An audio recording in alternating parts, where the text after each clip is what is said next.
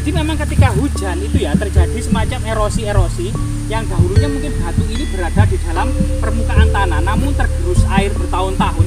Jadi banyak sekali kemudian artefak-artefak yang bermunculan, baik itu terakota ya yang bermotif seperti ini maupun ini. Nah seperti ini ya, ini juga keramik Tiongkok ya putih atau Siwa Mahadewa ya teman-teman. Kok ada, kita tidak sengaja. Kok ada kuning-kuningnya emas ya? Kelihatannya kuning-kuning ini yang asli terkena batu sehingga logam aslinya itu terkena jadi ada kekuning-kuningnya. Cuma karena memang terlalu lama dan terlalu aus ini. Guys, jangan lupa like, subscribe dan komen ya kan.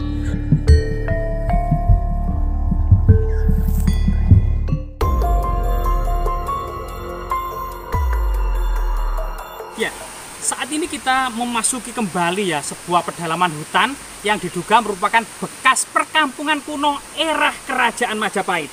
Nah ini coba kita lihat beberapa fragmen-fragmen keramik Tiongkok tembikar ini banyak berceceran di lokasi ini. Misalnya di sini ya. Nah ini teman-teman. Nah ini teman-teman. Nah ini banyak telurnya semut. Nah jadi seperti ini. Ini adalah bagian dari fragmen-fragmen ya keramik Tiongkok pada masa lalu atau gerabah-gerabah ya. Dan ini merupakan jejak-jejak peninggalan masa lalu. Semoga kita akan mencari yang lebih penting ya dan monumental secara artefaktual di lokasi ini. Yang konon katanya di lokasi ini pernah ada warga kampung menemukan koin kepeng Tiongkok 1 gentong ya. Nah ini. Jadi kita jadi sangat penasaran teman-teman. Nah ini teman-teman, kita juga menemukan jamur teman-teman. Nah ini teman-teman.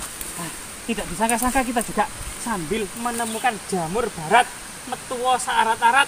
Nah ini teman-teman, jadi ini jamur ya, jamur yang kesukaan kita juga, jamur yang sangat luar biasa sekali ini teman-teman. Ya coba sambil kita mencari jamur, kita juga mencari tinggalan-tinggalan kerajaan Majapahit ya. Banyak sekali memang pertanda dan penampakan-penampakan. Selain kemudian kita nanti coba menghubungkan dengan berita-berita prasasti maupun literatur kuno ya di lokasi ini. Lokasi ini tepat memang di sebelah selatan dan timur dari Istana Majapahit yang ada di Kota Trowulan ya. Banyak sekali tinggalan-tinggalan artefaktual yang ada di lokasi ini. Misalnya seperti ini teman-teman. Nah, ini teman-teman. Jadi memang ketika hujan itu ya terjadi semacam erosi-erosi yang dahulunya mungkin batu ini berada di dalam permukaan tanah, namun tergerus air bertahun-tahun. Jadi banyak sekali kemudian artefak-artefak yang bermunculan, baik itu terakota ya yang bermotif seperti ini maupun ini. Nah seperti ini ya, ini juga keramik Tiongkok ya putih ya, kemungkinan ini dinasti Tang atau dinasti Ming ya, karena keramik Tiongkok putih ini yang dihasilkan di Gansu. Nah ini merupakan keramik Tiongkok dinasti Tang yang disempurnakan pada masa dinasti Ming ya, keramik putih ya. Nah ini kita letakkan kembali saja ya, di sini saja ya. Coba kita cari yang lainnya ya teman-teman ya. Nah ini luar biasa sekali. Memang beberapa para raton tidak menyebut kondisi desa-desa yang ada di Majapahit ya. Namun negara Kertagama ini memberitahukan dan mendata. Ada desa-desa yang digolongkan sebagai desa Kabudan atau Kasogatan. Ada desa-desa yang digolongkan sebagai desa Kasaiwan ya. Ada yang desa-desa yang digolongkan sebagai Waisnawa. Nah banyak sekali teman-teman seperti ini. Nah ada desa-desa yang digolongkan sebagai Karesian.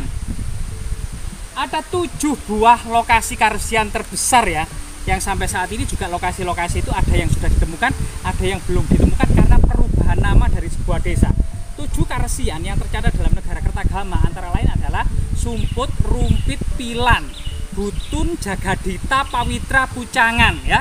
Dan ini merupakan 7 Karesian. Mungkin Pawitra di Gunung Penanggungan ya dan Pucangan ya. Tapi kemudian Jagadita, Butun, Pilan, Sumpit ini sulit sekali saat ini ditemukan di mana lokasi-lokasi ini.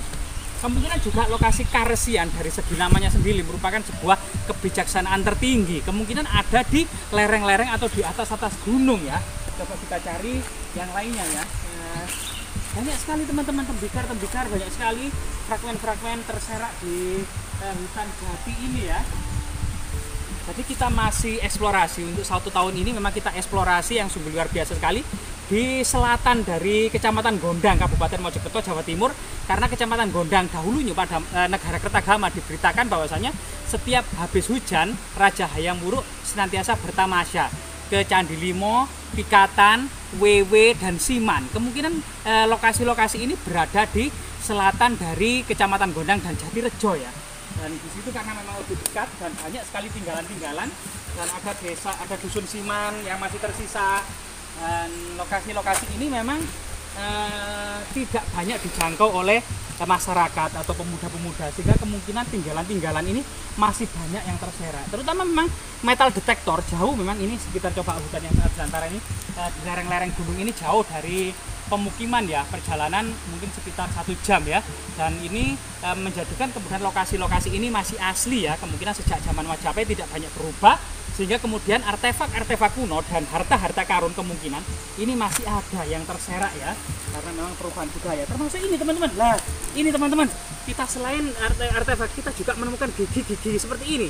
Jadi gigi-gigi binatang seperti ini, entah gigi apa ini, tapi kelihatannya mamalia ya. Kemungkinan memang makanan orang-orang zaman dahulu, tersisa gigi-giginya saja. Sedangkan lainnya seperti tulang belulang ini sudah semuanya sudah aus atau sudah remuk ya, sudah hilang semua dan lenyap karena memang iklim tropis. Lah seperti ini teman-teman. Nah, di sini juga ada banyak sekali bekas aliran sungai atau aliran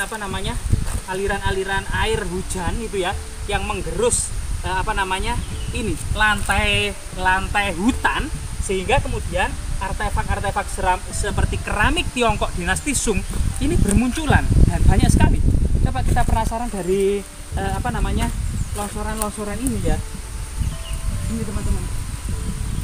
Nah, jadi kemungkinan longsoran-longsoran yang tergerus air ini bisa kemudian mengungkap artefak-artefak yang berupa emas atau perak atau kain kepeng gitu ya, yang kemudian muncul di permukaan dari dalam hutan.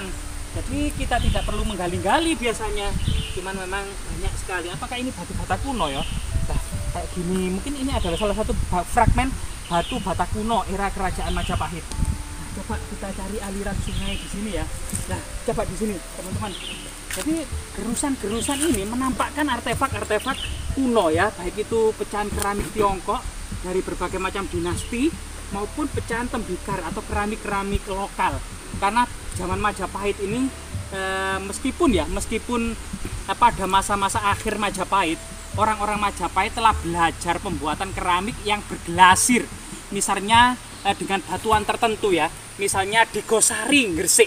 Ini ada semacam pakar sejarah yang meneliti bahwasanya di Gosari pernah dihasilkan semacam keramik yang berglasir. Kemungkinan juga belajar dari teknik glasir di Gansu, Tiongkok ya. Dan sebenarnya sebagian besar masyarakat Jawa ini masih menggunakan keramik lokal yang belum berglasir ya, yang berwarna merah, baik itu gentong, laya, cobek, itu masih keramik-keramik ini masih belum berglasir, atau yang membuat seperti di keramik-keramik Tiongkok gitu ya, itu sudah berglasir, warnanya hijau, biru, putih gitu ya. Nah ini banyak sekali. Coba kita meneliti aliran ini ya, karena aliran ini kayaknya menyimpan artefak-artefak yang sangat penting ini. Nah di sini juga banyak sekali pecahan tembikar seperti ini yang tergerus di sini. Nah ini kayaknya banyak sekali ini artefak-artefak kecil, termasuk keramik Tiongkok. Lah ini teman-teman. Nah ini teman-teman. Nah, teman-teman, memberikan di aliran sungai.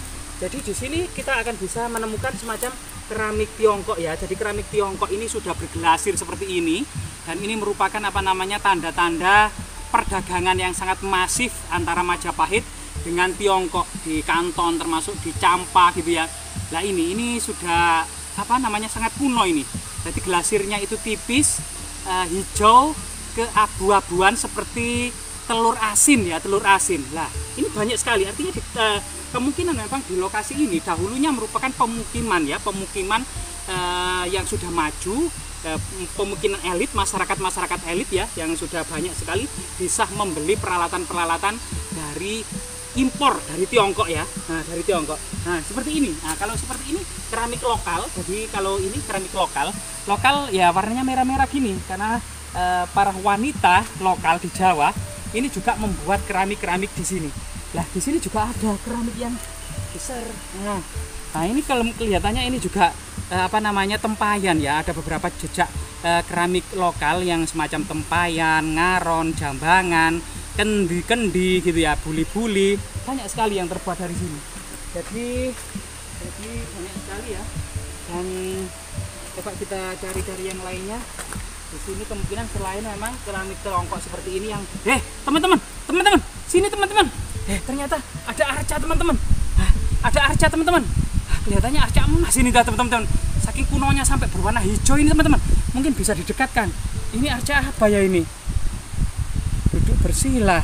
Kayaknya arca Siwa Mahadewa ini teman-teman ya. Tapi duduk di bunga teratai ini teman-teman. Sangat misterius ini.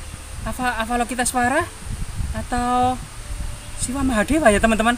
Kita tidak sengaja. Kok ada kuning-kuningnya emas ya? Kelihatannya kuning-kuning ini yang asli terkena batu sehingga logam aslinya itu terkena jadi ada kekuning-kuningnya. Cuma karena memang terlalu lama dan terlalu aus, ini logam-logam ini tertutup oleh semacam lapisan-lapisan kayak karatan. Tapi emas sebenarnya tidak bisa karatan, namun ada lapisan hijau emas ini, dan kemungkinan ini emas. Tapi kita belum tahu ini arca arca apa ini ya, sulit sekali untuk menebak apakah ini Dewa Siwa karena tangannya 4 ya, atau mungkin Avalokitesvara ya.